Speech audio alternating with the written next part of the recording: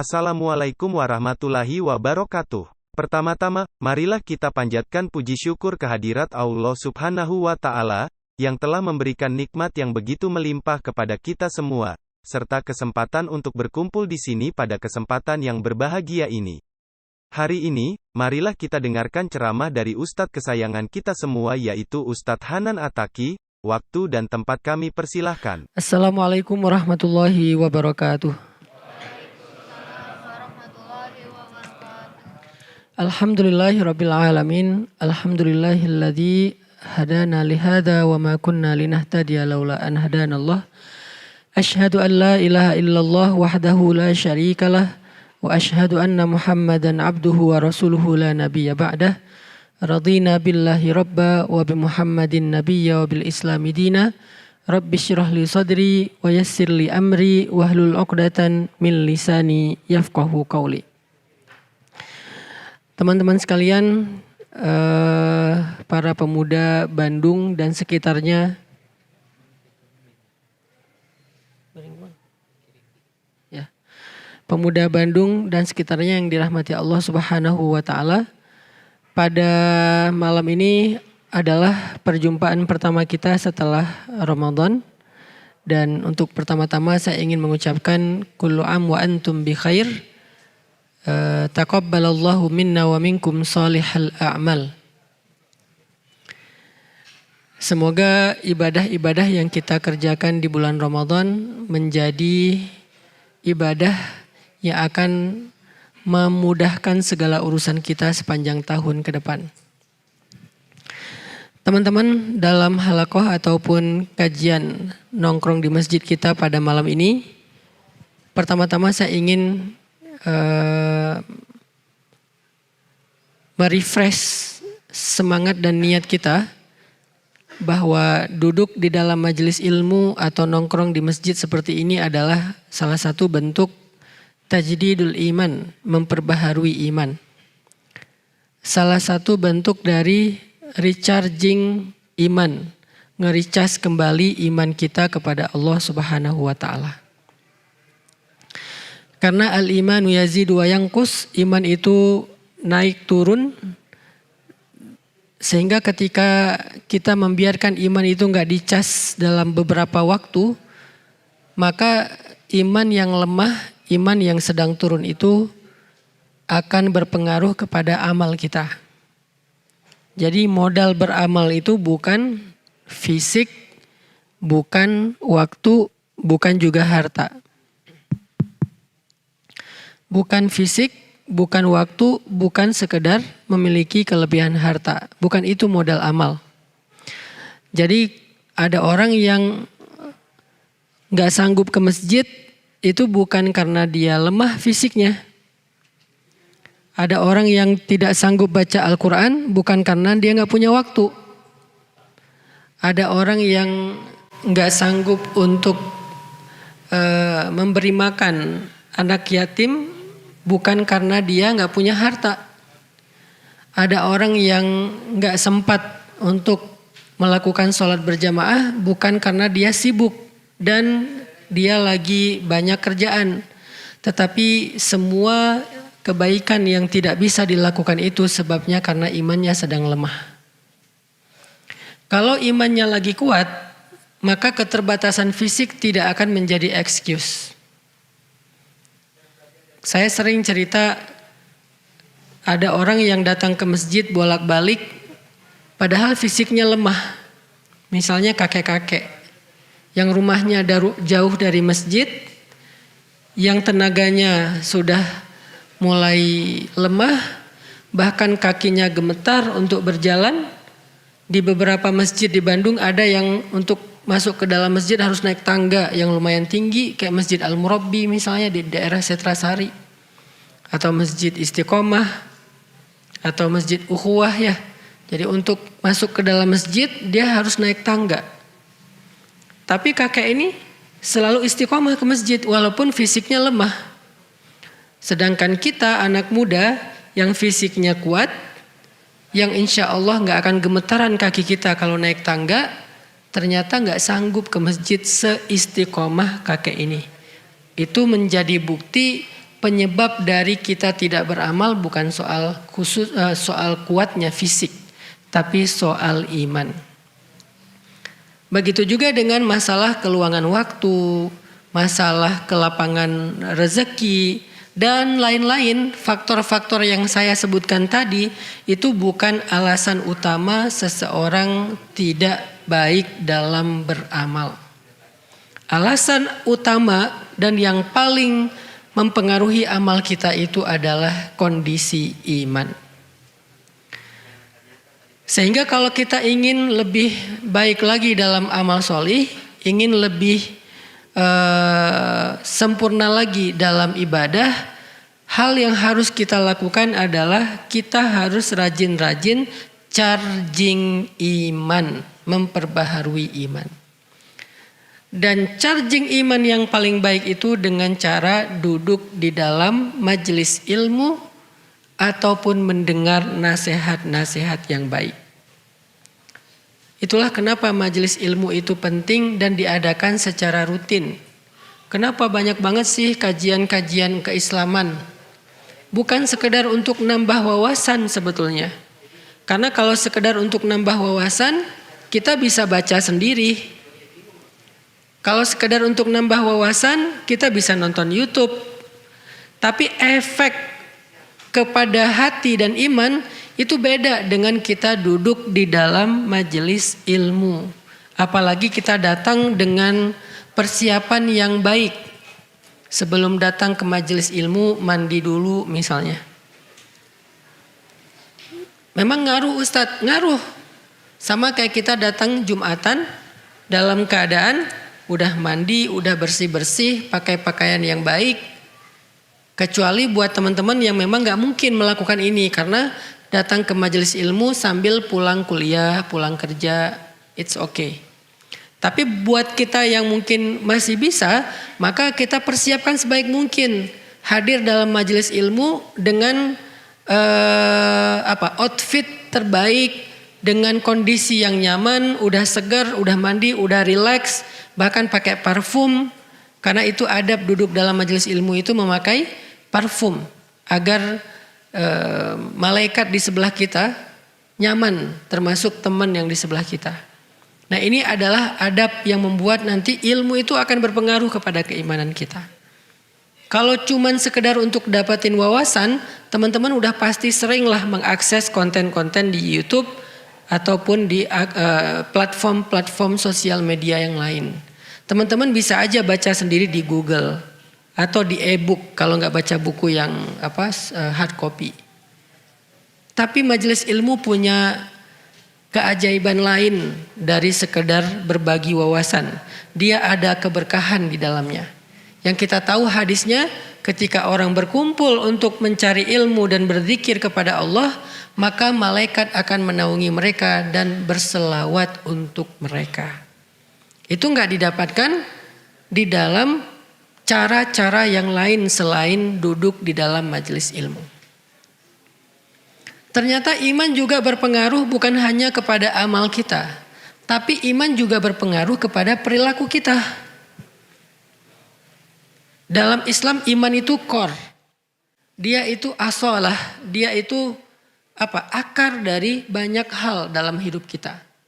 Jadi kalau dibahasakan dengan alam tara kaifa daraballahu masalan kalimatan thayyibah kasyajaratin thayyibah asluha itu dari kata asal itu dari bahasa Arab jadi bahasa Indonesia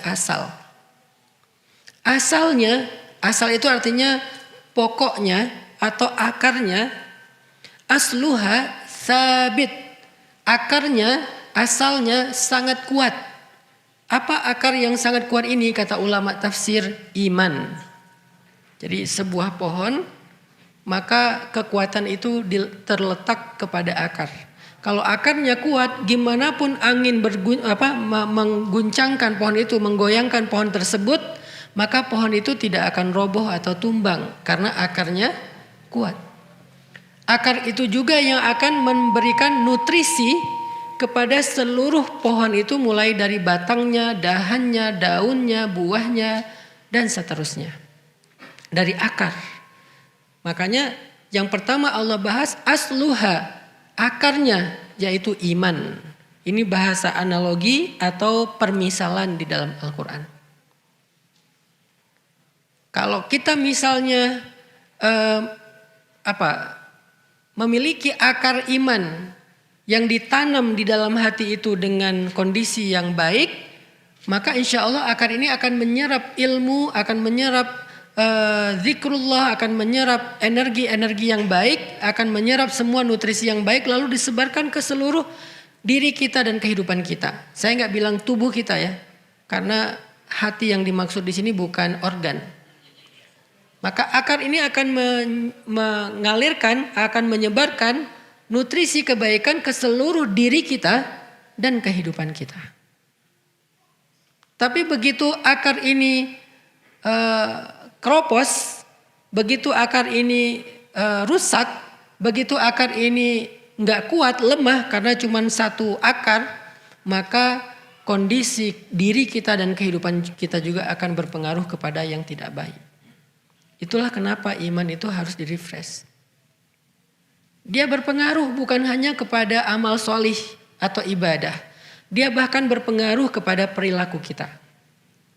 Kayak gimana maksudnya Ustadz? Iman mempengaruhi behavior, perilaku kita, akhlak kita. Nabi SAW bersabda, "Man kana yu'minu billahi wal yaumil akhir falyakul khairan aw liyasmut." Man kana yu'minu billahi wal yaumil akhir falyukrim dhaifah. Man kana yu'minu billahi wal yaumil akhir falyukrim atau falyuhsin ila jarih atau falyukrim jarah. Kalimat awalnya sama, man kana yu'minu billahi wal yaumil akhir. Tapi dampaknya beda-beda. Yang pertama, siapa yang beriman kepada Allah dan hari akhir, hasilnya hendaklah dia berkata-kata baik atau diam. Itu perilaku. Kalimat yang lain, hadis yang lain, siapa yang beriman kepada Allah dan hari akhir, hendaklah dia memuliakan tamunya. Itu juga perilaku. Siapa yang beriman kepada Allah dan hari akhir, hendaklah dia berbuat baik kepada tetangganya. Itu juga perilaku. Artinya perilaku, akhlak dan karakter kehidupan kita sehari-hari ternyata dipengaruhi oleh kondisi iman. Terutama dalam kondisi-kondisi sulit. Kalau kondisi normal mungkin nggak ketahuan nih betapa penting peran iman dalam mempengaruhi perilaku. Nggak ketahuan kalau kondisi normal. Kayak gini, ini normal nih. Nggak ketahuan. Ketahuannya pas lagi kondisi sulit atau ada ujian. Dalam kehidupan sehari-hari misalnya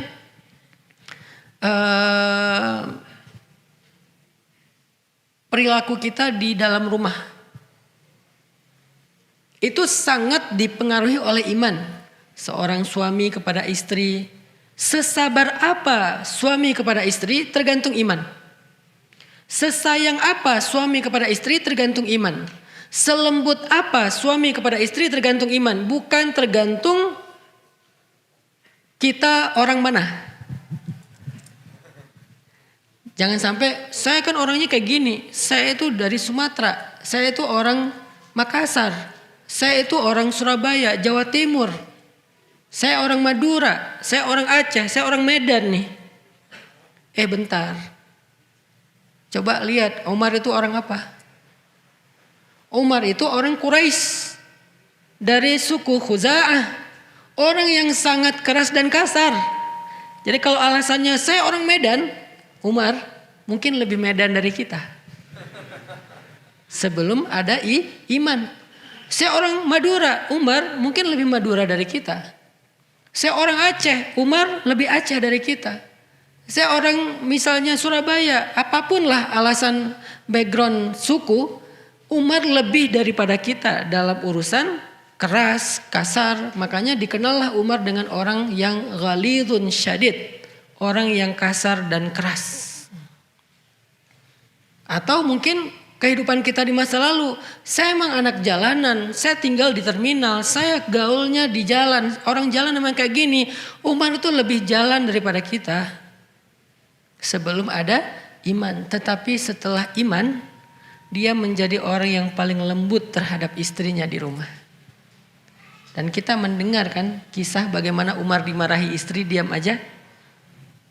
Padahal jin, kalau Umar lewat satu jalan, dia pasti gak akan lewat lagi jalan itu selama-lamanya. Selama bau tubuh Umar, harumnya, wanginya tubuh Umar itu tercium oleh jin di jalan itu, gak akan lewat tuh jin. Saking takutnya sama Umar. Kan sahabat sama jin macam-macam ceritanya ya. Gak kayak KKN ya. Lebih ngeri lah. Sama Dauh.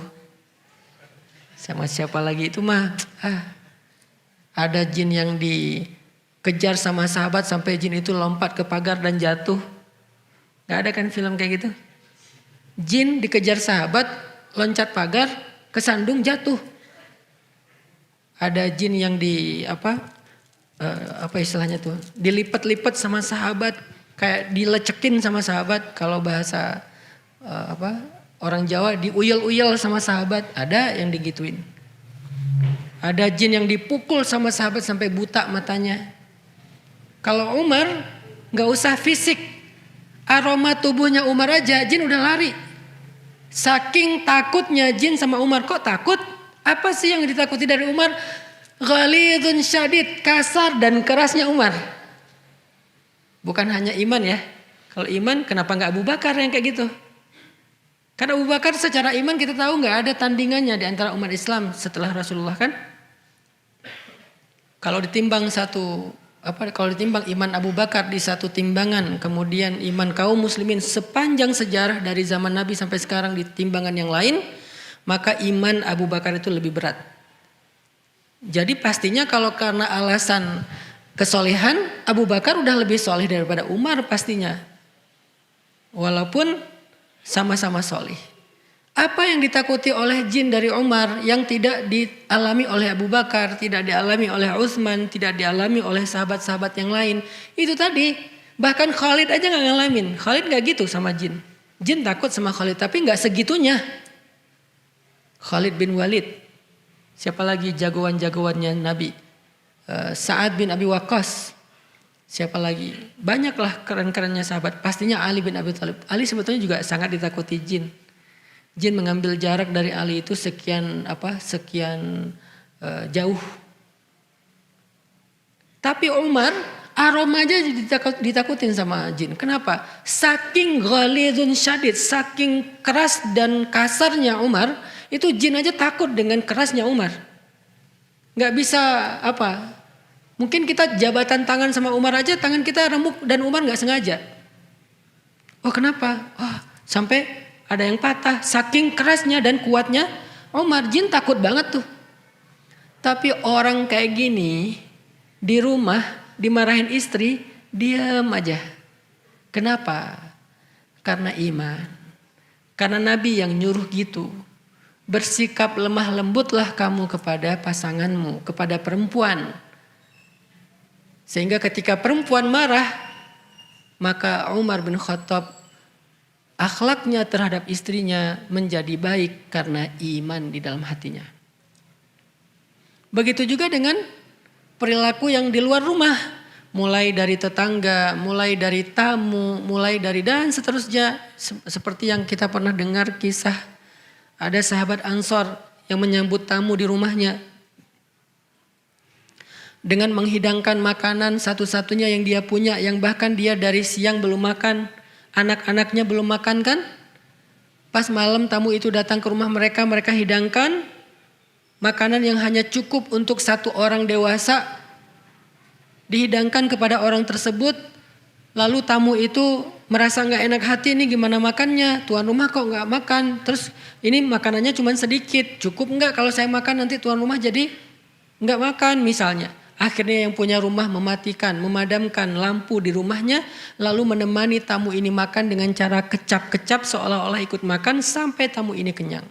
Kok bisa ada yang berperilaku kayak gitu kepada tamu yang bahkan gak dia kenal. Kalau tamu itu teman lama mungkin beda cerita.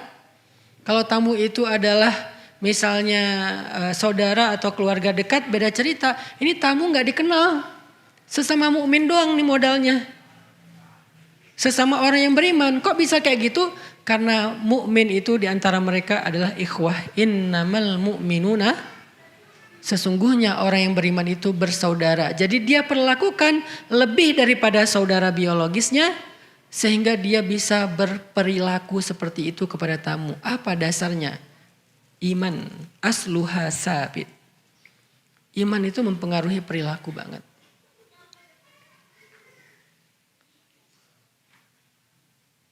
Iman itu mempengaruhi mental. Kalau yang pertama tadi iman mempengaruhi amal solih. Yang kedua iman itu mempengaruhi perilaku. Yang ketiga iman itu mempengaruhi mental.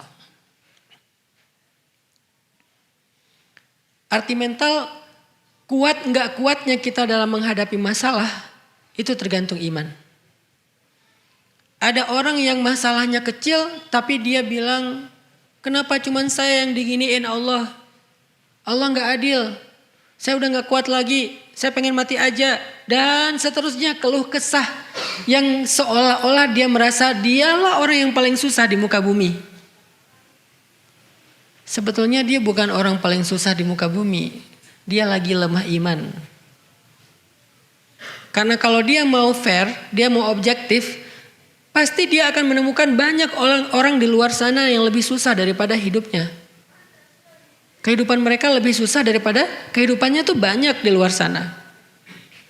Kalau kita mulai sedikit melihat keadaan orang yang di bawah kita, itu nggak perlu susah payah kita untuk menemukan mereka. Ada di mana-mana dan mereka lebih susah daripada kita dalam urusan kehidupan. Sehingga kita nggak layak mengeluh kalau mereka aja nggak ngeluh gitu. Sehingga kita nggak boleh berputus asa kalau mereka aja masih berusaha. Sehingga kita nggak boleh menyerah kalau mereka aja masih berjuang. Karena mereka lebih susah dari kita. Tapi kenapa kita berkeluh kesah seolah-olah kita merasa orang yang paling susah dalam hidup di dunia? Iman. Mentalnya nggak kuat. Hanya masalah perasaan, nggak jadi nikah, diputusin, ditolak lamaran, dan seterusnya. Dicuekin, nggak diberikan harapan, atau malah ditikung temen dalam urusan perasaan nih.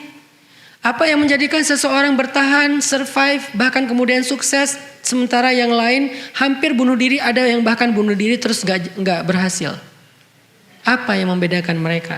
Apakah masalahnya? Enggak. Masalahnya hampir sama di antara mereka. Yang membedakan mereka kekuatan iman yang mempengaruhi mental mereka.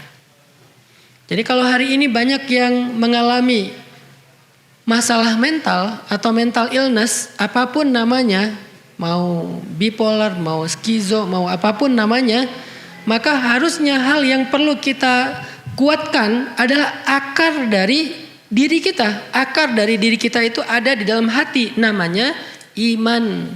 Itu yang harus dikuatkan. Namanya masalah, semua kita punya masalah pasti. Ustadz punya masalah, pasti punya.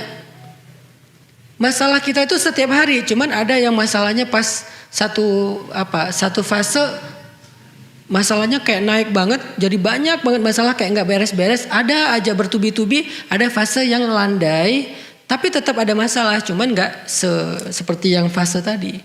Ngalamin, semua kita ngalamin, bukan saya doang, bukan teman-teman doang, kita semua ngalamin fase kayak gitu. Apa yang membuat bertahan? Dalam rumah tangga nih buat yang udah nikah. Ada fase ketika kayaknya lagi nyaman, tiba-tiba turun sampai nggak kebayang di bawahnya tuh. Kayak nggak kebayang, aduh kok berat banget, aduh kok sesek banget kayak orang nyelam.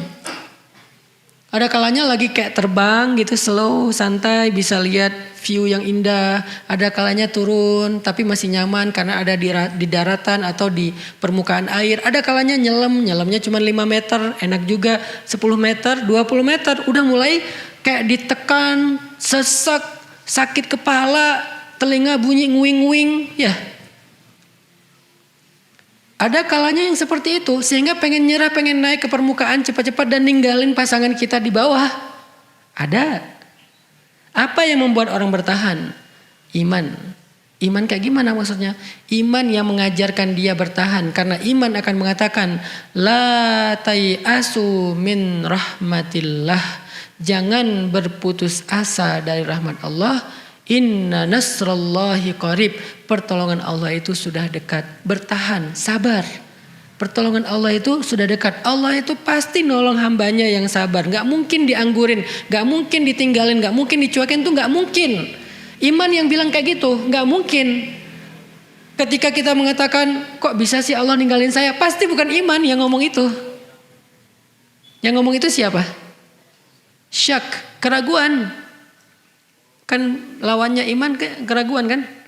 Wa minan nasi man yaqulu amanna billahi wa bil yaumil akhir wa ma hum bimu'minin. Ada orang yang mengatakan kami beriman kepada Allah, kami beriman kepada hari akhir, kata Allah, dan mereka bukanlah orang yang beriman. Mereka bilang iman tapi kata Allah enggak. Kenapa? Karena di dalam hati mereka fi qulubihim marad. Marad apa? Penyakit apa yang ada di dalam hati mereka? Raib. Dzalikal kitabu la raib. Raib. Raib itu bahasa Arab yang jadi bahasa Indonesia. Raib itu hilang. Hilang di sini artinya apa? Diragukan keberadaannya. Berarti raib itu artinya ragu-ragu. Maka lawan dari iman adalah keraguan. Ketika kita mulai meragukan kebaikan, kebesaran, keagungan, kekuasaan Allah dalam konteks masalah pribadi kita, disitulah kita dalam kondisi lemah iman dan kemudian kita akan lemah dalam segala hal. Tapi ketika kita yakin kepada Allah, keagungannya, kebaikannya, kekuasaannya, kemuliaannya dalam konteks masalah kita, disitulah kita sedang kuat iman, maka insya Allah kita akan kuat dalam segala hal, termasuk kuat mental tadi.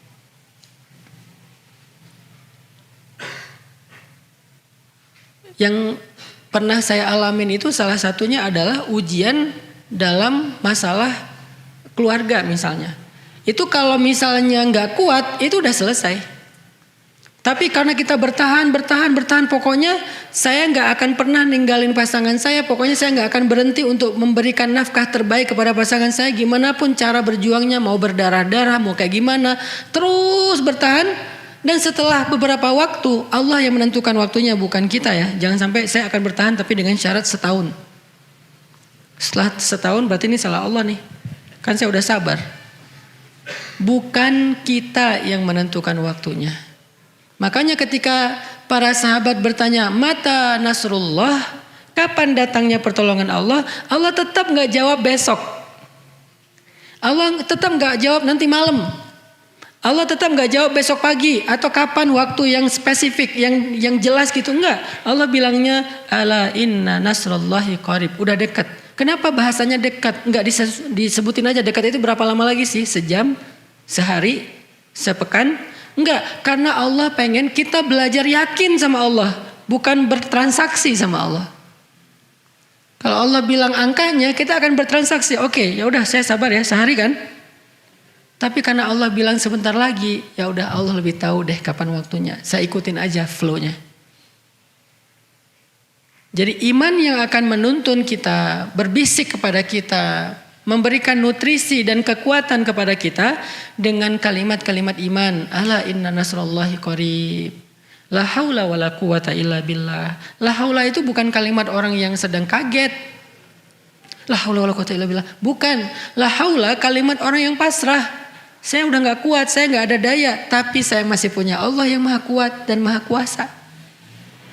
Saya udah gak kuat nih.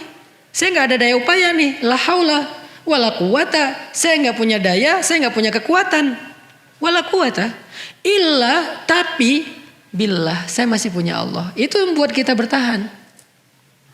Saya gak bisa ngeharapin siapa-siapa nih.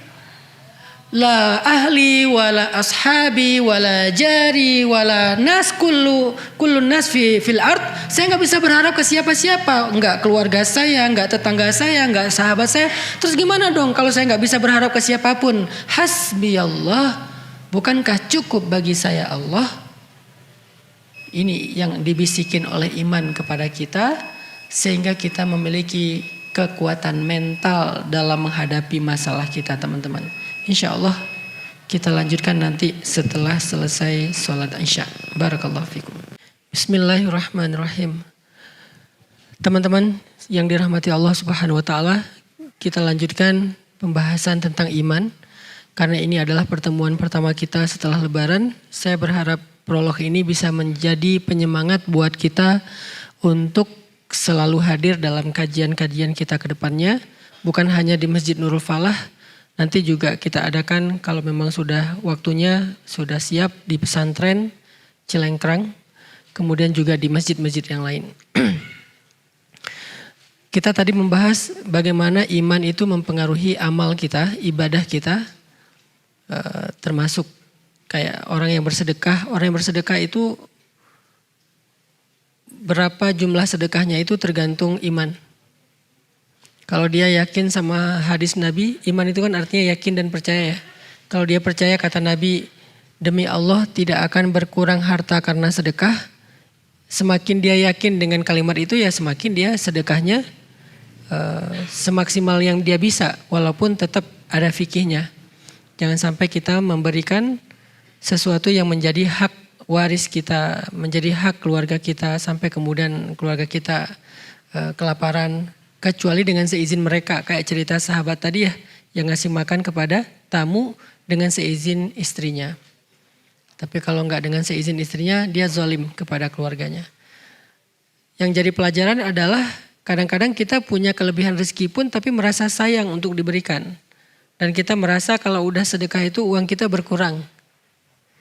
Kenapa orang merasa kalau sedekah uangnya berkurang? Karena dia ragu akan dikembaliin gak nih sama Allah. Cuman gak bisa ngomong. Yang berbicara di situ hatinya. Lisan kita gak mungkin bilang Allah ngembaliin gak uang saya. Gak mungkin. Tapi kita kan berkomunikasi dengan Allah lewat hati juga. Kadang-kadang dengan lisan kita berkomunikasi dengan Allah, tetapi hati kita sebaliknya. Innallaha la yanzuru ila aswarikum wala ila a'malikum walakin yanzuru ila qulubikum.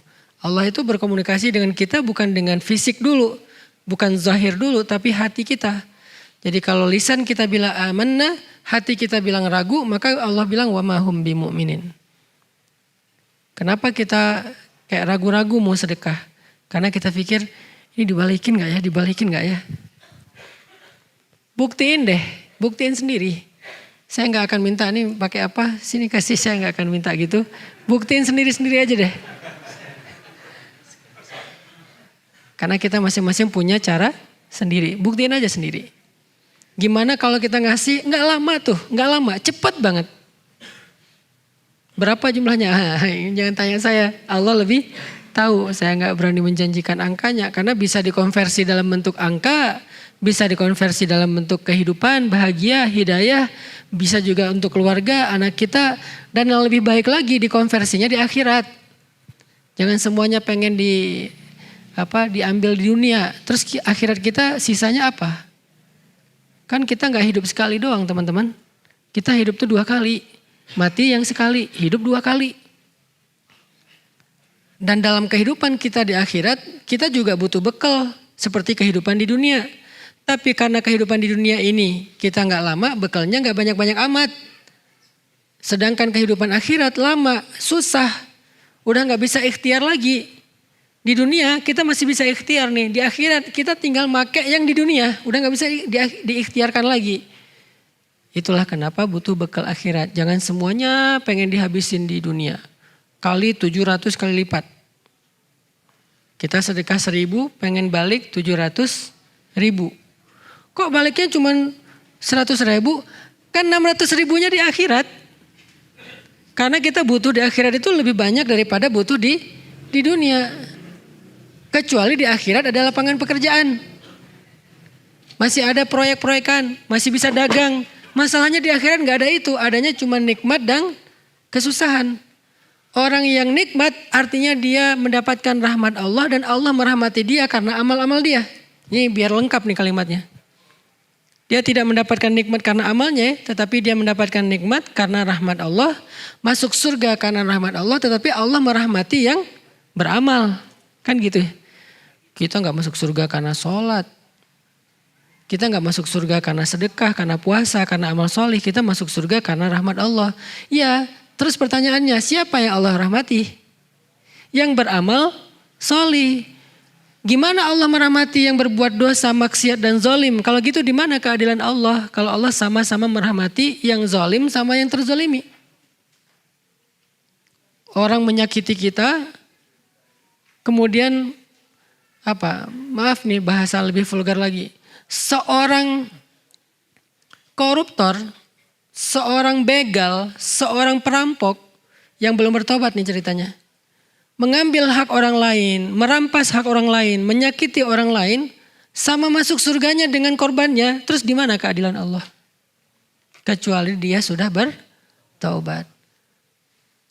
Artinya kita di akhirat itu udah nggak bisa lagi beramal, nggak bisa lagi berusaha, sehingga orang yang menyesal di akhirat pasti ngomongnya gini, ya Allah kembalikan saya ke dunia, maka saya akan melakukan ibadah, sholat, sedekah dan seterusnya. Pasti minta dibalikin ke dunia. Kenapa? Karena di dunia doang bisa berusaha kayak gitu. Sehingga apa yang kita lakukan di dunia ini kalau nggak Allah balas persis dengan angka-angka dalam persepsi logika kita, yakinlah Allah tetap ngebalas kok, cuman dikonversinya di akhirat.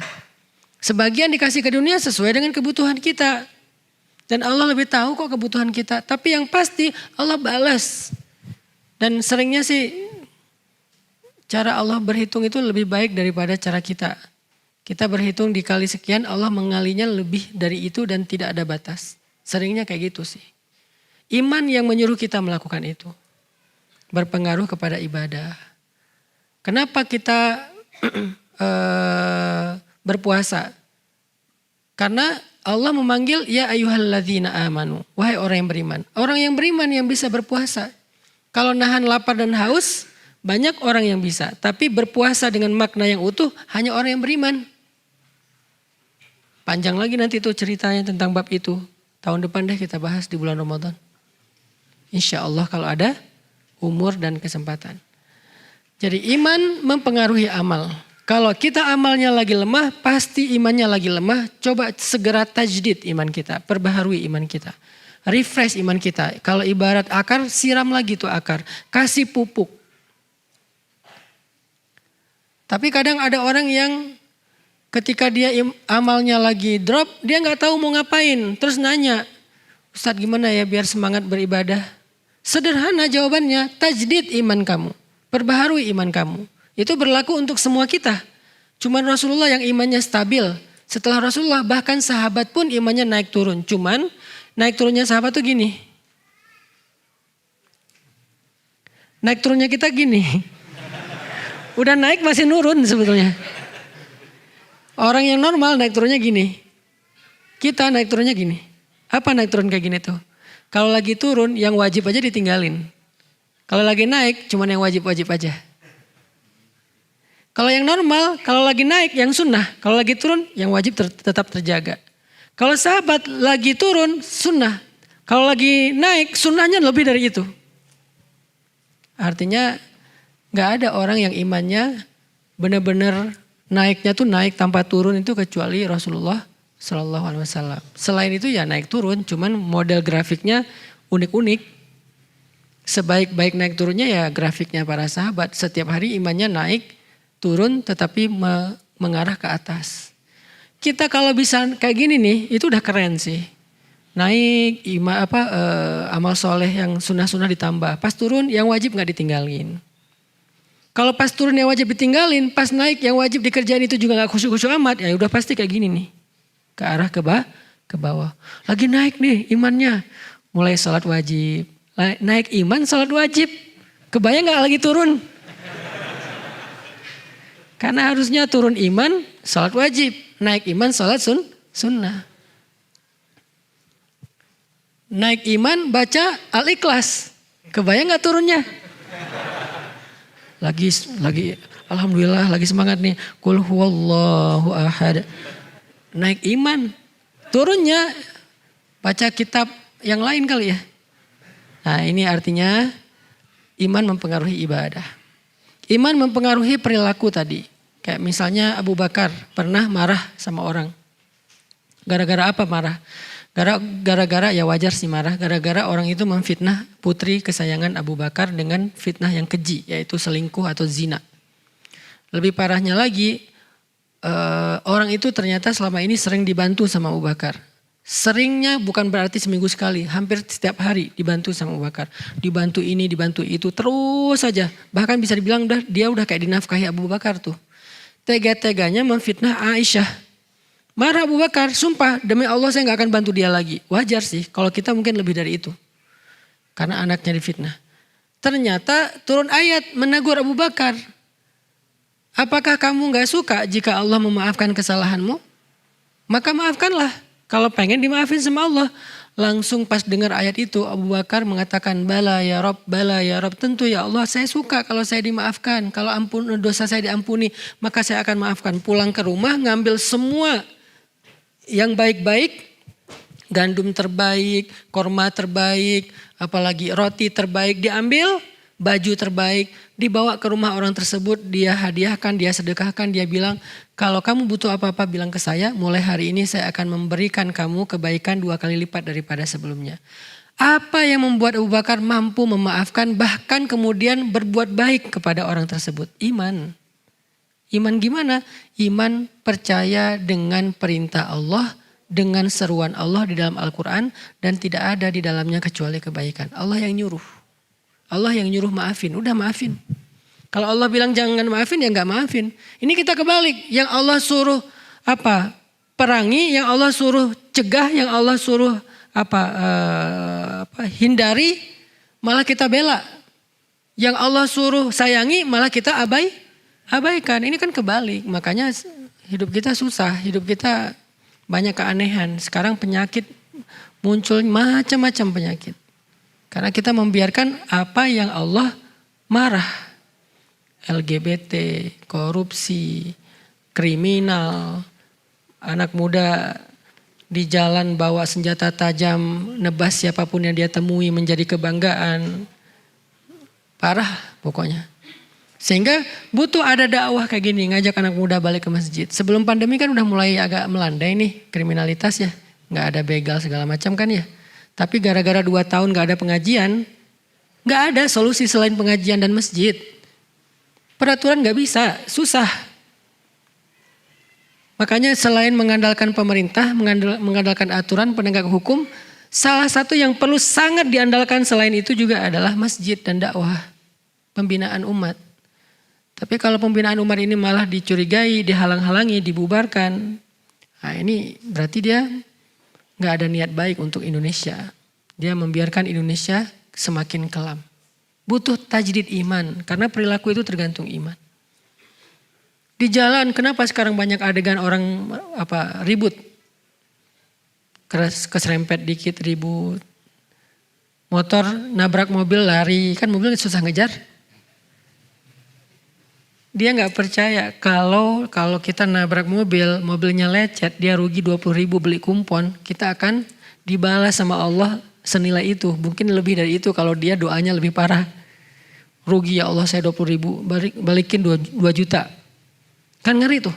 Saya pernah keserempet naik motor yang bawa asisten saya.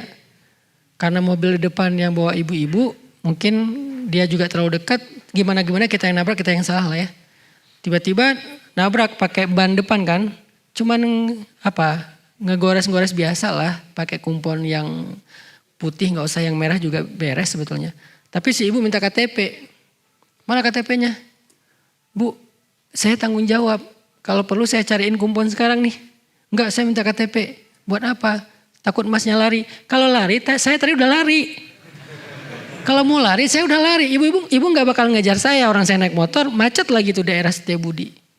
Gak mungkin ibu bisa ngejar saya. Kalau mau lari, saya bisa lari dari tadi. Saya berhenti karena saya gak mau nanti Allah mengambil dari hak saya yang lebih gede dari ini. Saya takut sama Allah, saya bilang.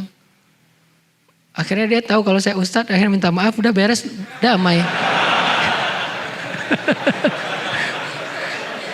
Rugi kan? Harusnya udah saya ganti tuh, ujung-ujungnya ganti sendiri kan? Kena ceramah. Artinya iman itu menahan kita dari marah, dari mengambil hak orang lain. Iman menahan kita dari mencuri. Dan iman itu bukan wawasan agama, teman-teman. Tolong kita jadikan sesuatu yang garis bawahi. Kok bisa tuh ada ustadz, kok bisa ada penceramah, kok bisa ada orang yang ilmu agamanya banyak tapi melakukan hal yang aneh-aneh sekarang? Mereka punya wawasan tetapi mereka bermasalah dengan iman. Karena wawasan agama tidak selalu berbanding lurus dengan iman. Bisa jadi orang yang wawasannya pas-pasan, imannya lebih tinggi daripada orang yang wawasannya tuh lekoh banget ilmu syariatnya. Sering teman-teman yang udah hijrah kayak gini, bisa jadi ibadah teman-teman saya yakin jauh lebih dahsyat daripada ibadah saya. Itu bukan bisa jadi, pasti itu. Karena pas baru hijrah ngerasa banyak dosa, pengen menebus masa lalu, akhirnya ibadahnya dipol-polin, gaspol. Sedangkan saya atau ustadz mungkin ngerasa udah sering beramal, mungkin ya. Akhirnya ya santai aja kita. Buktinya apa? Kalau lagi umroh tuh. Kalau lagi umroh saya selalu kalah sama jamaah saya. Kita ngerasa setahun berapa kali umroh. Jamaah kita ngerasa mungkin umrohnya seumur hidup cuma sekali. Kebayang gak tuh beda spiritnya. Sehingga akhirnya jamaah saya setiap hari cium hajar aswad. Setiap hari tawaf 5 kali. Setiap waktu sholat dia tawaf. Kemudian khatam Al-Quran selama 10 hari di sana pas lagi umroh. Pas saya dengar lagi di ruang makan kan kita suka ngobrol tuh. Alhamdulillah Ustaz hari ini cium hajar aswad. Oh Masya Allah ibu, perasaan saya udah berapa kali umroh belum pernah. Kenapa Ustadz kalah sama dia? Karena ilmu agama tidak selalu berbanding lurus dengan iman. Makanya yang kita lagi belajar di sini bukan wawasan. Teman-teman kalau mau dapat ilmu agama lebih bukan belajar ke saya. Belajar ke Ustadz Abdul Somad, belajar ke Ustadz Ali Hidayat, belajar ke Gus Baha. Ini kan orang-orang yang fakih dan alim di bidang agama. Kalau saya cuma seorang dai bisa ngajak untuk nge-refresh iman, semangat iman tentang kebesaran Allah. Karena kita belajar iman, biar naik nih iman kita. Kalau iman naik insya Allah amal, perilaku, mental menjadi lebih baik. Jadi teman-teman jangan heran ya kalau misalnya ada ustadz apapun namanya, kiai atau habib. Dia orang yang tahu banget ilmu agama, halal haram kok melakukan hal yang aneh. Itu dia punya wawasan tetapi tidak punya iman. Itu juga sangat kita sayangkan. Makanya yang kita coba duduk dalam majelis ilmu itu tujuannya pengen belajar iman. Belajar iman itu isinya apa Ustadz? Belajar kebesaran Allah. Udah itu aja. Saya nggak mau memperluas pembahasan kemana-mana. Saya nggak bahas tentang fikih. Karena fikih akan mudah ketika kita beriman. Fikih terasa jadi beban dan berat kalau iman kita lemah. Kenapa 13 tahun di Mekah fikih belum terlalu kompleks. Ayat-ayat syariat belum turun kecuali sedikit sekali. Kenapa? Karena sahabat sedang dibina dulu imannya selama 13 tahun.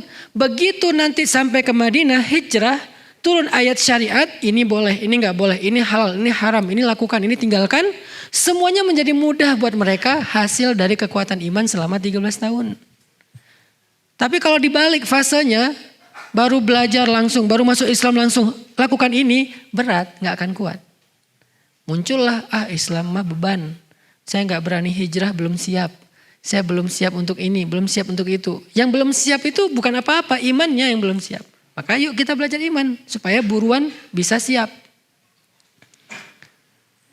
Kenapa ada orang yang meninggalkan satu pekerjaan yang orang lain itu menginginkan pekerjaannya? Karena di dalamnya ada syubhat. Kalau karena di dalamnya ada syubhat, orang lain kok mau yang syubhat? Karena iman. Iman yang membuat dia berani dan mengambil resiko untuk meninggalkan pekerjaan yang penghasilannya besar karena di dalamnya ada syubhat atau yang haram. Sedangkan yang lain yang imannya lemah atau mungkin belum punya iman, dia tidak melihat itu. Buat dia mana yang menguntungkan dan menghasilkan, bukan mana yang baik dan diridhoi Allah. Buat kita yang nggak baik, nggak diridhoi Allah itu bukan rezeki. Jadi kalau ada istilah bukan rezeki kita, itulah yang bukan rezeki kita. Mana yang bukan rezeki kita? Yang haram. Itu bukan rezeki kita. Kalau ada yang halal kita hilang, itu bukan narasinya bukan ini bukan rezeki kamu. Bukan. Narasinya Allah mau mengganti dengan yang lebih baik dengan ini. Yang bukan rezeki kita itu yang haram, udah itu aja. Jangan sampai kita berpikir ketika kita kehilangan sesuatu, memang bukan rezeki saya. Rezeki kita itu. Tapi kalau kita sabar, Allah pengen mengganti yang lebih baik. Yang bukan rezeki kita itu yang haram atau yang syubhatnya kebanyakan. Kalau yang syubhat-syubhat dikit di zaman ini agak susah. Itu pilihan pribadi. Tetapi kalau pilihan dalam bahasa dakwah, kita nggak boleh terlalu memberatkan seperti itu. Yang jelas-jelas haram itu bukan rezeki kita. Sehingga kita tinggalkan. Nanti makan apa? Iman yang akan menjawab. Bukankah Allah yang ngasih makan? Sehingga ketika seorang ulama ahli ibadah berangkat haji, setelah istri dan anak-anaknya ridho, tidak meninggalkan nafkah kecuali untuk kebutuhan 3 hari. Lalu ketika mereka udah lapar, istrinya ngeluh kepada anak perempuannya.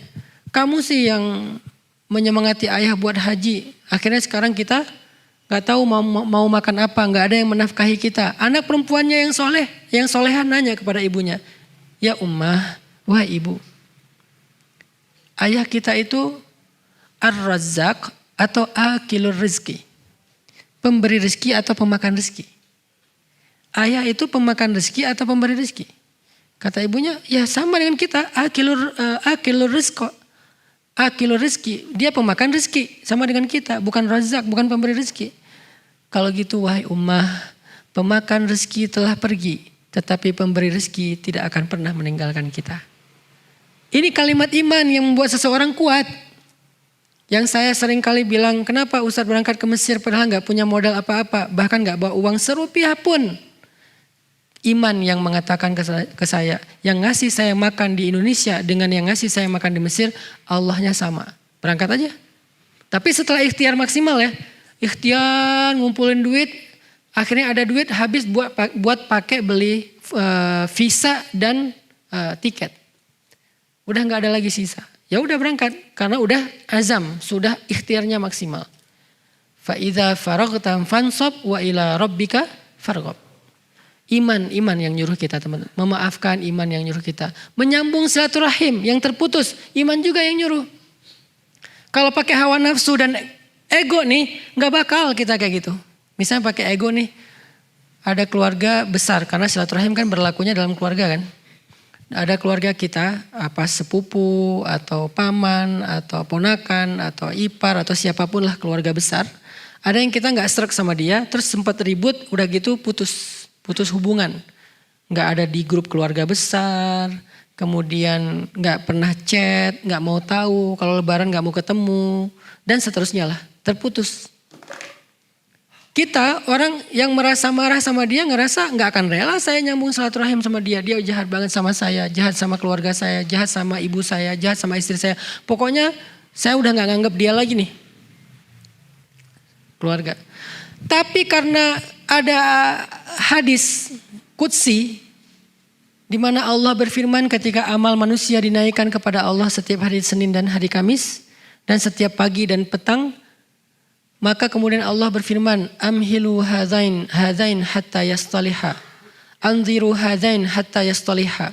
Tahan amal 2 orang ini sampai mereka berdamai.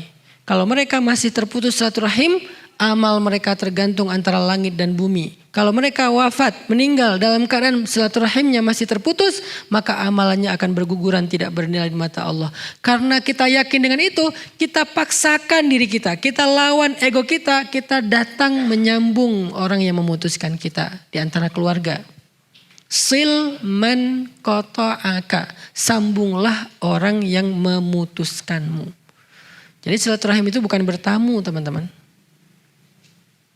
Lagi ngapain? Lagi silaturahim. Bukan itu silaturahim. Kenapa silaturahim itu pahalanya gede banget? Karena bukan sekedar bertamu. Kalau sekedar bertamu pahalanya gede, mudah banget ya. Silaturahim itu amalan istimewa karena emang susah. Apa silaturahim itu? Silman qata'aka, sambunglah yang memutuskan. Tapi di sini maksudnya keluarga ya, bukan yang lain. Saya pengen silaturahim sama kamu. Itu nggak ada hadisnya tuh. nggak boleh loh kita memutuskan silaturahim. Sering kan kayak gitu ya. Pas diputusin bilang, nggak boleh memutuskan silaturahim loh. Emang lo siapanya gua? Sepupu bukan, adik bukan, paman bukan ya. Kan orang lain. Di situ nggak berlaku silaturahim. Kalaupun berlaku dalam kebaikan, bukan dalam masalah pacaran, berlakunya ukhuwah, islahu dzatil bain, bukan silaturahmi. Silaturahmi berlakunya dalam keluarga. Kepada siapa objeknya? Bukan yang lagi nyaman, yang nggak nyaman itulah objeknya. Kalau silaturahim hanya memilih yang nyaman-nyaman, itu bukan sedang menyambung yang terputus, itu sedang menjaga persaudaraan. Bagus juga, cuman bukan hadis silaturahmi.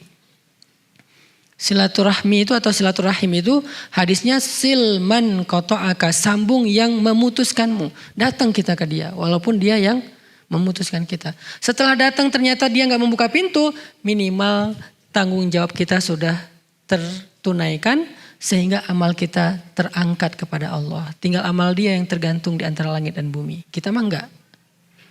Tapi kalau kita nahan ego, kita menjaga ego, maka dua-duanya tergantung di antara langit dan bumi. Siapa yang menyuruh kita berbesar hati, lapang dada, ringan bebannya? Iman. Alam nashrah laka sadrak. Bukankah kami telah melapangkan dadamu? Apalagi? Alam nashrah laka sadrak wa wada'na 'anka wizrak, kami turunkan bebanmu. Alladzi anqadha dhahrak, yang memberatkan punggungmu. Wa rafa'na laka dzikrak, dan kami tinggikan derajatmu. Kayak gimana cara biar dada kita lapang? Apa arti dada lapang, teman-teman? Ada yang tahu nggak? Apa arti dada lapang? Apa?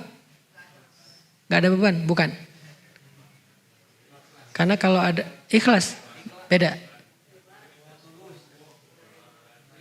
Apa? Memaafkan. Ridho. Oke. Semuanya mirip-mirip. Dada lapang itu artinya di dalam hati kita muat kesalahan-kesalahan orang lain dan tidak membebani kita. Kesalahan orang lain itu masih masuk dalam hati kita, tidak bikin kita sesek. Itu namanya lapang dada. Kalau satu ujian, satu musibah, satu kesalahan orang lain udah bisa bikin kita nyesek, itu sempit dadanya tuh. Maka dia perlu banyak-banyak berdoa, Rabbi syrah li sadri, ya Allah lapangkan dada saya, Rabbi syrah li sadri. Itu bukan doa sebelum ngomong doang itu. Sebelum ceramah, sebelum public speaking, sebelum ketemu orang, Rabbi syrah li sadri wa yassir li amri. Bukan doa buat itu doang. Ketika kita ngerasa satu kesalahan pasangan kita udah bikin kita nyesek, pasti dada kita sempit. Ustaz gak ngerasain sih, bentar. Kadang ada masalah kecil, tapi kita ngerasanya udah besar. Kenapa? Karena tempat di dada kita kecil. Kadang ada masalah besar, tapi rasanya kecil, karena tempat di dalam hati kita itu lapang. Contoh, ruang masjid ini.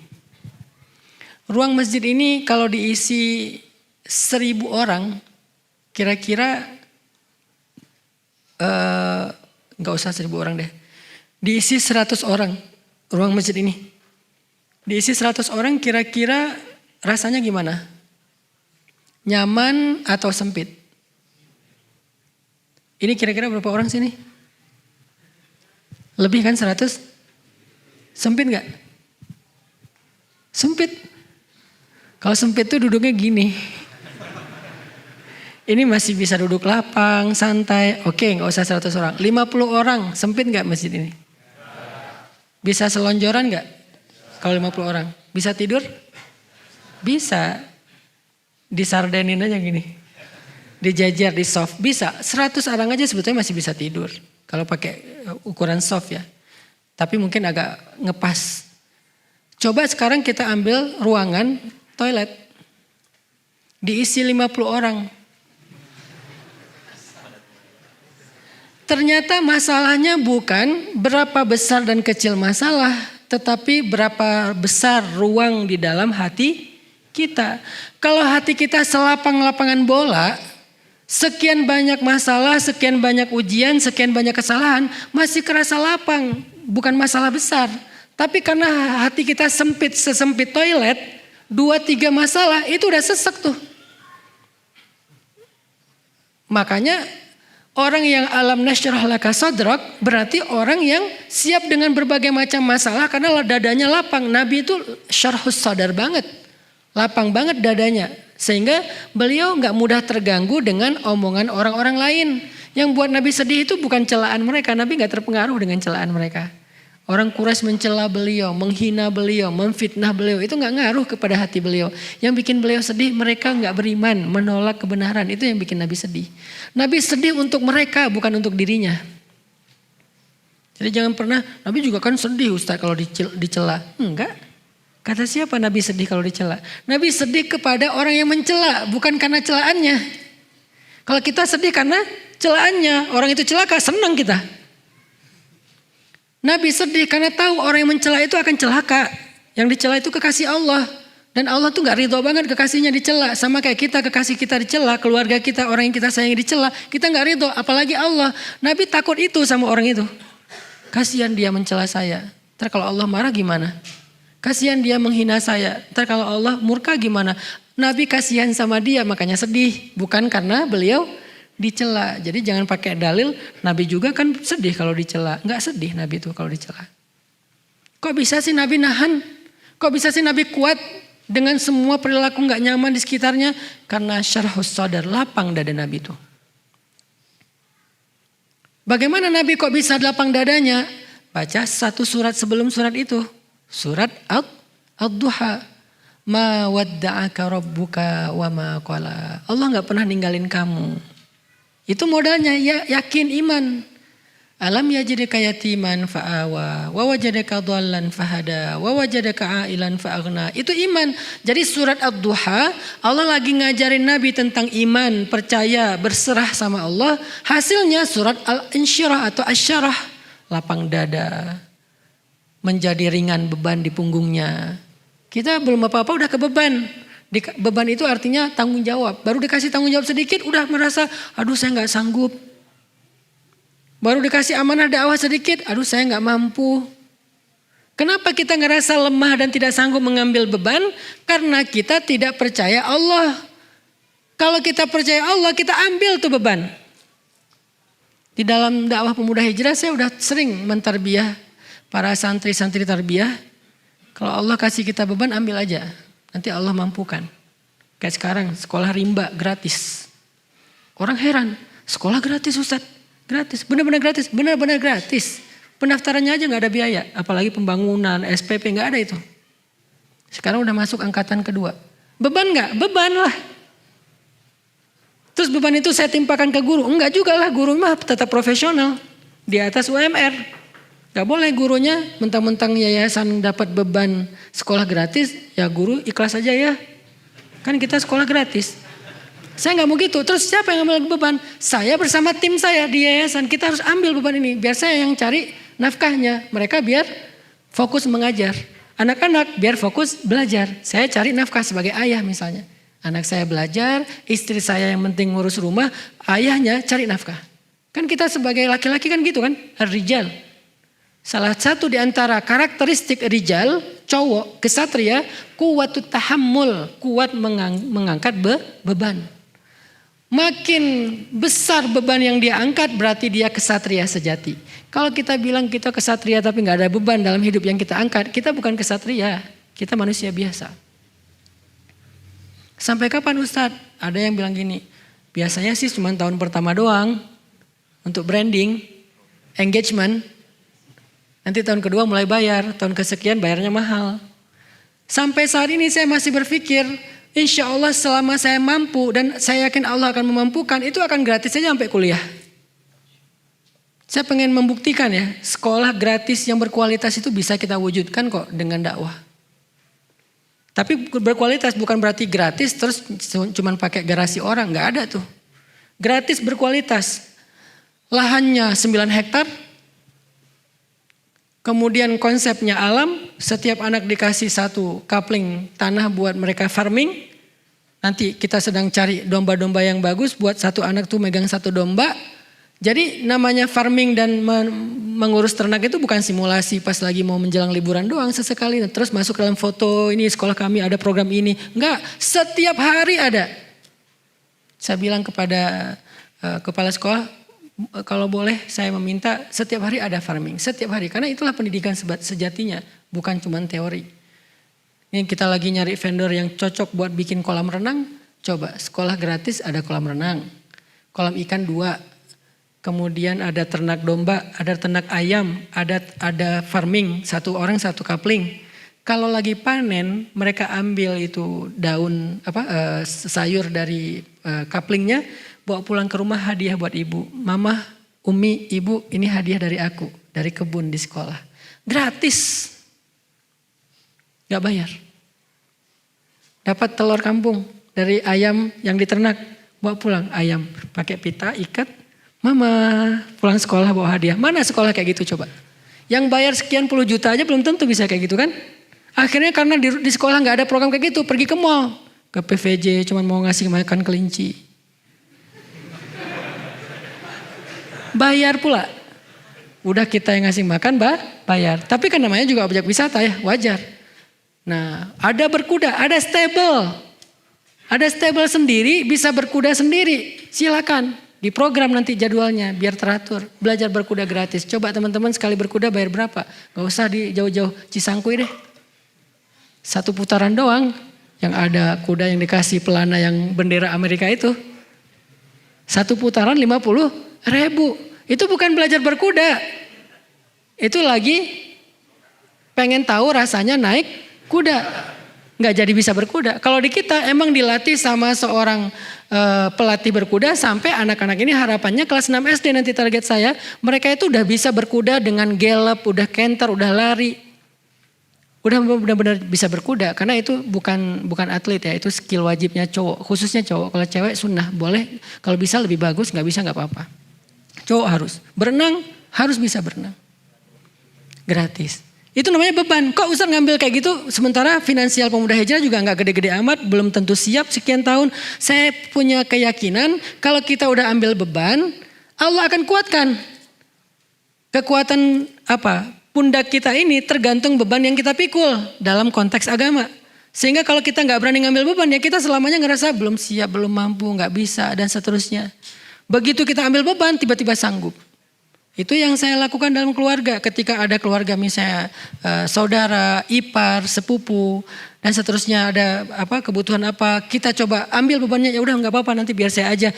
Emangnya saya punya, belum tentu saya kelebihan harta juga, tapi setelah itu Allah ganti, ternyata ngeri gantinya tuh. Apa yang membuat kita mau mengambil beban teman-teman? Iman. Makanya belajar iman ini kunci segala sesuatu. Emang akar kehidupan dan diri kita. Asluha sabit. Kalau udah asluha sabit, far'uha fis sama. Nanti dahannya menjulang sampai ke langit. Tu'ti ukulaha kullahinin biizni rabbiha. Buah dan daunnya akan lebat sekali dan memberikan hasil setiap waktu dengan izin Allah. Itu efek dari akar iman. Jadi belajar iman itu penting. Gara-gara belajar iman, kita akhirnya jadi berani melakukan hal-hal yang orang lain gak berani. Kita jadi mampu melakukan hal-hal yang orang lain gak mampu. Termasuk tadi masalah mental. Kita bertahan dengan hal yang orang lain gak bertahan. Aku gak habis pikir kok dia kuat ya, kok dia sabar ya. Iman, siapa dia? Bilal. Sampai orang-orang Quraisy pun bertanya, aku takut dia akan mati. Ketika lagi nonton live streaming Bilal disiksa, ada viewers yang komen, aku takut dia mati. Terus viewer yang lain nanya, siapa yang kamu maksud? Yang lain yang tadi bilang pertama bilang, aku takut Umayyah yang mati, bukan Bilal. Ternyata yang ditakutkan akan celaka dan mati ketika dalam adegan penyiksaan Bilal bukan Bilal, tapi Umayyahnya. Kok bisa Umayyah yang ditakuti, yang dikhawatirin, yang dikasihani? Karena terlihat Umayyah yang menyiksa Bilal, dia yang tersiksa. Umayyah menyiksa Bilal, tapi yang tersiksa Umayyah sendiri. Capek dia nyiksa Bilal. Bilalnya tidak terlihat kayak keberatan atau merasa terbeban atau apa. Walaupun sakit ya, tetapi dia tidak terlihat di matanya, di pandangan matanya bahwa dia itu benar-benar tersiksa, enggak. Tapi dia kuat dan menikmati siksaan itu. Walaupun berdarah, sakit, dia berteriak, tapi dia menikmati. Bahkan dia selangkah pun gak mau memberikan kepada Umayyah apa yang Umayyah minta. Apa modal Bilal bertahan seperti gunung. Sampai orang-orang mengatakan, sekarang aku baru tahu laki-laki itu bukan dilihat dari penampilannya. Tetapi laki-laki itu dilihat dari ketabahannya. Dan aku baru tahu sekarang Bilal lebih kuat dari semua laki-laki sempurna yang ada di Mekah. Jadi gunung, teguh banget, tabah banget. Apa modalnya? Kita tahu jawabannya. Kalimat ahadun ahad, ahadun ahad. Iman kepada Allah. Itu yang bikin Bilal bertahan. Jadi kalau kita mau ngambil Bilal sebagai model, inspirasi, teladan kita agar kita bertahan, ya berarti kuatin ahadun ahadnya. Iman, belief, percaya, thikoh, berharap sama Allahnya. Itu modal banget loh teman-teman, modal banget. Jadi sebelum kalian belajar sains, belajar ilmu apapun, bahkan ilmu agama dalam bentuk wawasan, belajar ini dulu. Sehingga kalau kalian udah belajar iman, apapun setelahnya akan menjadi kebaikan. Belajar sains setelah iman, nanti jawabannya kalimat responnya adalah, ekspresinya adalah hadza min fadli rabbi. Subhanaka rabbana ma khalaqta hadza batila. Jadi responnya adalah Allahu Akbar. Itu respon orang yang mengerti sains setelah iman. Tapi orang yang mengerti sains tapi nggak ngerti iman, responnya adalah ini adalah fenomena alam. Kalimat fenomena alam. Dia lebih mending pakai kalimat itu daripada memuji Allah. Padahal ini bukan fenomena alam doang. Ya, tetapi di atasnya ini kebesaran Allah. Ini kebesaran Allah. Sekecil apapun penemuan saintis yang dia dapatkan, maka dia akan mengatakan ini kebesaran Allah, ini kebesaran Allah. Karena biasanya orang kalau nggak ngerti iman, dia akan mengatakan, wah ini teori ilmiahnya begini, ini fenomena alam, ini terjadi karena ini. Penjelasannya detail, tapi dia lupa ada siapa di balik semua itu. Kita kalau lagi takjub sama Instagram dan Facebook, kita pasti nggak lupa dong sama foundernya yang membuat platform secanggih ini. Kalau kita takjub sama teknologi Tesla dan seterusnya, kita nggak lupa dong sama foundernya yang membuat teknologi canggih masa depan seperti ini. Ada helikopter, ada mungkin mobil listrik, ada nanti bentar lagi taksi terbang, ada apa segala macam, banyak lah. Kita kalau takjub sama misalnya sebuah platform jual beli yang bikin banyak orang jadi orang kaya kayak Amazon, kita takjub juga pasti sama foundernya. Artinya kenapa kita nggak lupa sama Jeff Bezos, Elon Musk, Mark Zuckerberg dan seterusnya? Karena kita tahu mereka sebelum kita paham mereka itu nggak terputus dari karya mereka. Maka karya Allah yaitu ciptaannya nggak akan terputus dari Robnya. Ini nggak terjadi tanpa Allah. Sebagaimana Facebook nggak ada tanpa si Mark. Sebagaimana Tesla nggak ada tanpa misalnya Elon. Sebagaimana misalnya si Microsoft nggak ada tanpa Bill Gates. Amazon nggak ada tanpa Jeff dan seterusnya. Kita yakin itu. Kenapa giliran alam kita bilang ini fenomena alam seolah-olah terjadi secara kebetulan dan tidak ada orang di balik, tidak ada zat di baliknya. Kita kagum banget sama karya-karya kecil manusia, kita kurang kagum sama karya besar yang Maha Pencipta.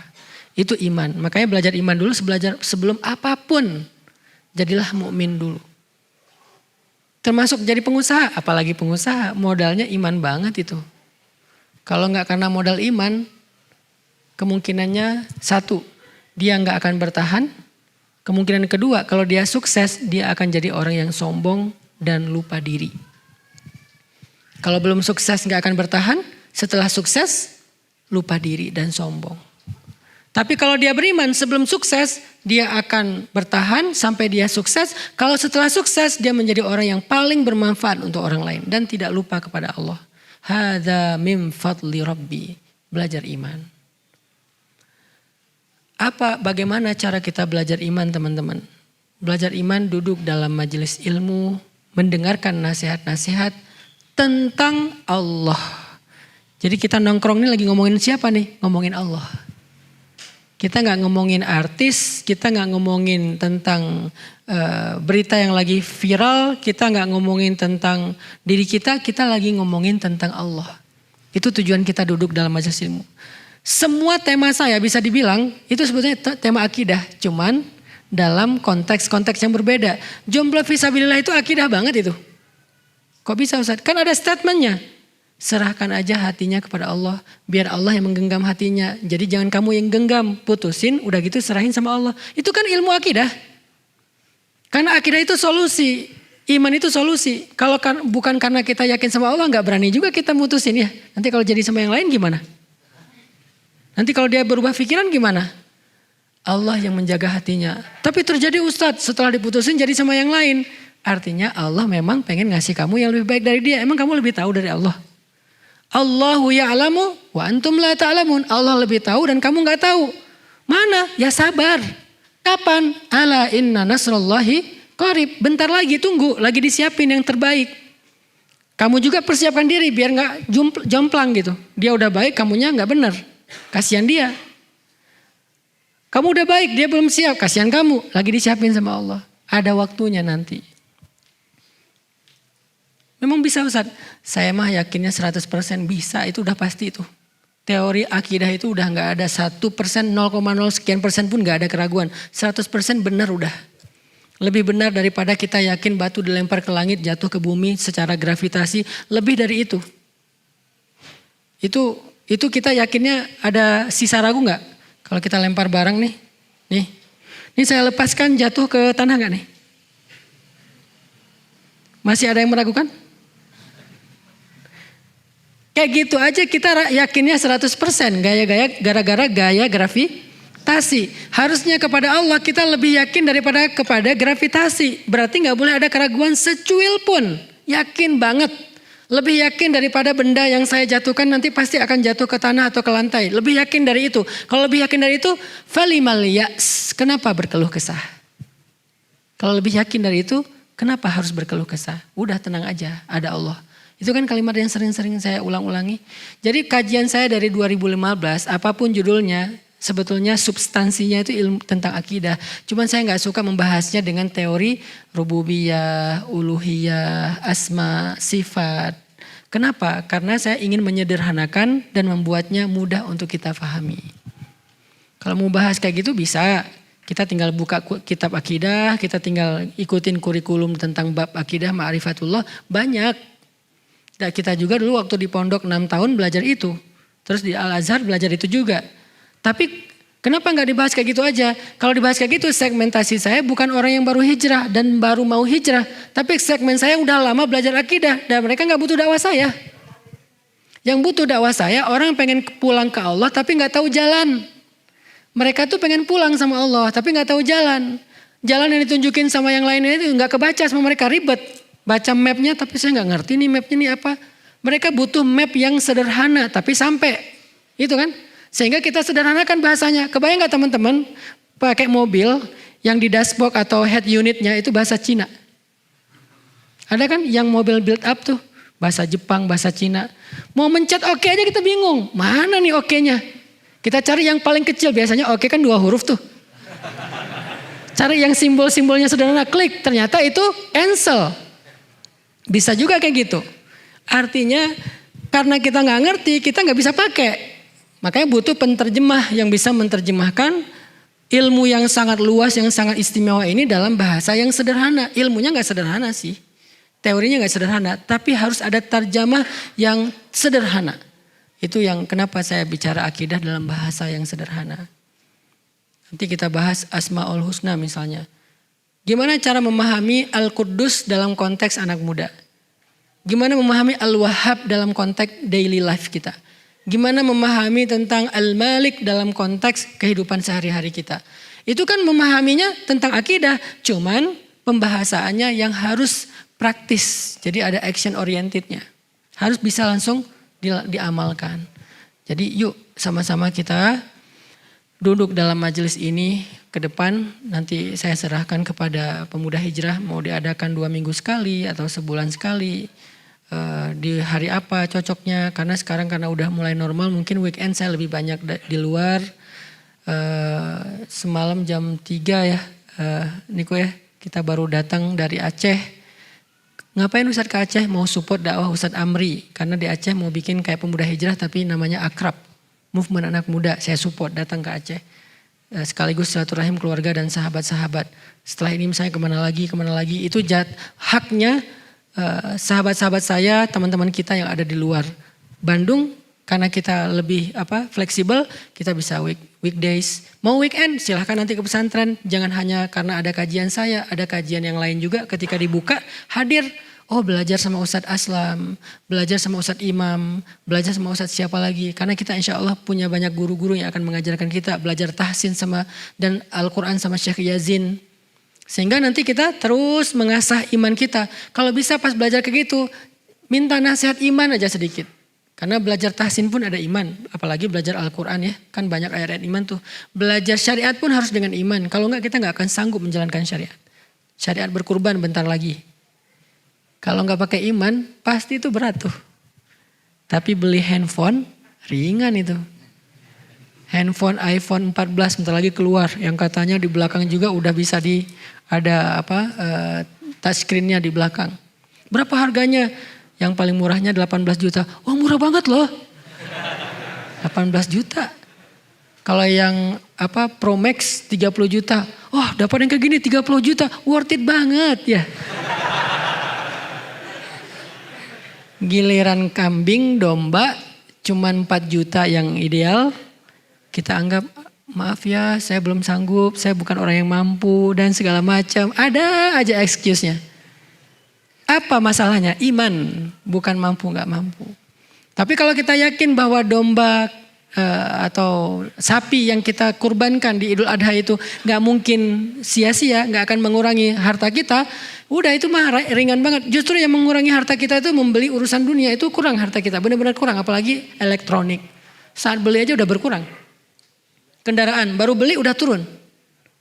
Kecuali aset-aset mungkin dia agak stabil atau cenderung naik. Tapi kalau kendaraan elektronik kan baru beli juga udah turun. Karena berstatus second kan baru beli juga.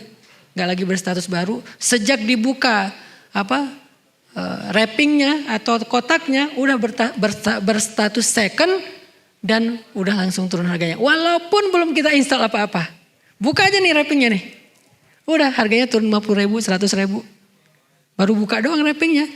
Belum saya pegang kok handphonenya. Tapi ini udah kebuka nih. Handphone belum dipegang. Udah kebuka gini, udah turun. Tapi insya Allah kalau fisabilillah salah satunya berkurban, nggak kayak gitu teorinya. Tapi kok kita nggak yakin sih, kok kita nggak gregetan sih, kok kita nggak semangat sih? Tadi masalah iman sama Allah. Kalau kita udah bukan hanya naiknya itu sejak kita niat udah naik tuh harta kita. Niatnya benar ya. Saya tahun ini pengen domba. Yang udah biasa domba, tahun ini saya pengen sapi. Baru niat nih, udah naik harga, udah naik derajat, udah naik pahala. Jadi pahala niatnya doang. Udah gitu kita beli. Belum disembelih, baru dititipin. Udah naik lagi pahalanya. Disembelih sama kita, apalagi kalau kita bisa menyembelih sendiri, lebih keren lagi. Saya sih pengen bikin tren ya tahun ini. Bagi yang mau aja, yuk kita belajar menyembelih domba sendiri. Nanti di pesantren, bentar lagi kita akan bikin tarbiyah menyembelih domba. Gak usah sapi dulu deh, domba dulu aja. Buat anak muda yang sudah mau menyembelih domba tahun ini, berkurban domba, tolong usahakan mulai tahun ini kalau bisa nih ya bagi yang serius nih, mulai nyembelih sendiri deh biar sempurna ibadahnya. Jangan disembelih orang. Kan biasanya masalah di Idul Adha itu susah nyari jagal ya. Jagal laris manis tuh. Dari pagi nyembelih sampai malam, malam tidur gak sengaja. Saking laris refleks gitu kan. Wah kerjaannya siang-siang wah sepanjang. Tuh Ertugrul tuh anak saya yang paling kecil gara-gara ngelihat saya nyembelih. Sampai hari ini asal digendong. Saya gendong dia. Udah gitu salah. Takbir dulu. Allahu Akbar. Nggak gini dia. Kalau gini berarti dia salah. Karena dia ngelihat kita udah dapat tarbiyah tentang cara menyembelih yang benar. Gini caranya. Mau pakai pedang palsu, mau tangan, saya juga nyesel. Aduh salah nih saya nunjukin ke Ertugrul. Jadi tahun ini saya suruh main aja deh, gak usah lihat lagi saya nyembelih. Karena ntar Artinya mulai tahun ini bisa nggak nih anak muda Bandung duluan nih? Kan biasanya tren dari kita kan, anak muda Bandung, kalian yang udah bisa berkurban 1 domba, usahakan nyembelih sendiri. Nanti dari panitia tinggal nyiapin bilah pisaunya aja nih. Datang kan biasanya kita nonton domba yang kita punya kan. Nah sekarang jangan cuma nonton, apalagi sampai bilang saya nggak kuat lihat darah. Cewek ngomong gitu oke. Kita ngomong gitu nggak kuat lihat darah. Astagfirullahaladzim. Belajar tahun ini kita kuatkan, karena kalau rame-rame biasanya lebih kuat kan. Kalau sendiri kan nggak ini ya, nggak tega kan, kita orangnya lembut sih. Kalau rame-rame insya Allah lebih berani. Nah kita nanti akan, tapi ikut tutorial dulu, jangan asal-asalan nanti menzalimi dan menyakiti hewan sembelihan. Latihan dulu, nanti di pesantren kita bikin pelatihan menyembelih yang syar'i, yang sunnah, yang tidak menyakiti, yang membuat dagingnya tidak mengandung kolesterol karena darahnya habis semuanya. Insya Allah sehat dimakan juga, karena syariat itu pasti baik. Karena kita nggak menjalankan syariat dengan baik, makanya kita penyakitan ya. Nah itu nanti kita latihan bareng-bareng. Setelah itu yang mau menyembelih ngerasain sensasi dan kebaikan menyembelih yang dialami oleh Nabi Ibrahim, Nabi Muhammad, kita rasain sendiri nih, bukan cuma dengar cerita.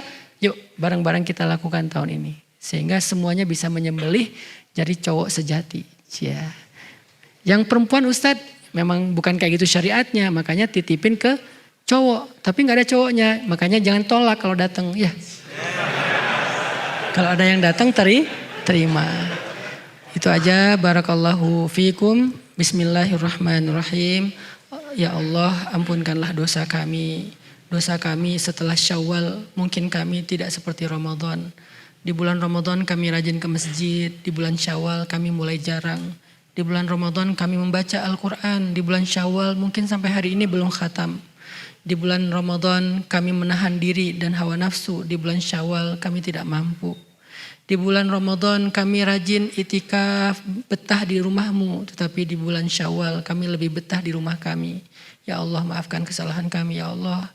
Tidak ada niat kami untuk meninggalkanmu dan lebih tertarik dengan Ramadan. Sesungguhnya Ramadan itu adalah syariatmu.